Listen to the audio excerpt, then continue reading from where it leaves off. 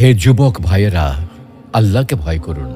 ওই ভয়াবহ দিবসের কথা স্মরণ করুন, যেদিন আপনার জীবনে সব সুখ ও আনন্দ বিলাসকে ধূলিসাৎ করে দেবে। সেই দিনের কথা স্মরণ করুন, যেদিন আপনি হবে নির্জন কবরের একা বাসিন্দা। সেদিনের কথা স্মরণ করুন, যেদিন আপনার সন্তান সন্ততি, স্ত্রী, পরিবার, আত্মীয় স্বজন, পাড়া প্রতিবেশী, ধন সম্পদ, বন্ধু বান্ধব সব কিছু থেকে আপনি বিচ্ছিন্ন হয়ে যাবেন। কবরের সংকীর্ণতা ও ঘুটঘুটে অন্ধকারের কথা কি আপনার একবারও মনে পড়ে না? কবরের বিভীষিকাময় ও ভয়ঙ্কর অবস্থা কি আপনার স্মরণ হয় না? কবরের শাস্তির ভয় কি আপনার অন্তরাত্মা প্রকম্পিত হয় না?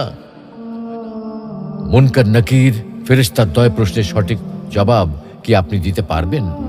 একথা একবারও কি ভেবেছেন? অনুরূপভাবে কবরের অপুরন্ত সুখ ও অনাবিল শান্তির কথা কখনো কি আপনার হৃদয় পটে জাগ্রত হয় না? তাই বলছি, হে যুবক ভাইয়েরা, আর দেরি না করে দ্রুত ছুটে আসুন মহান আল্লাহ রাব্বুল আলামিনের বিশাল ক্ষমার দিকে, মহান আল্লাহ রাব্বুল আলামিনের রহমতের দিকে, মহান আল্লাহ রাব্বুল আলামিনের অনুগ্রহের দিকে।